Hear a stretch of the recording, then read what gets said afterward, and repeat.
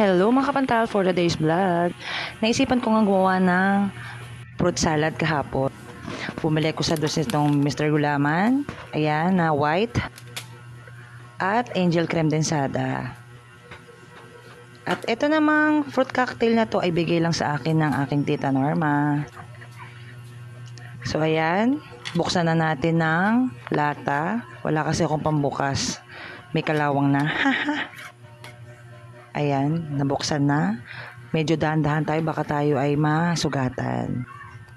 Sunod natin itong angel creme densada na pinagsamang condensed and all-purpose cream. So ayan, bukas na. At habang nagpapakulo ako ng tubig kanina, ayan, sinalin ko na nga yung Mr. Gulaman dahil medyo mainit na siya. At haluin lang natin yan para hindi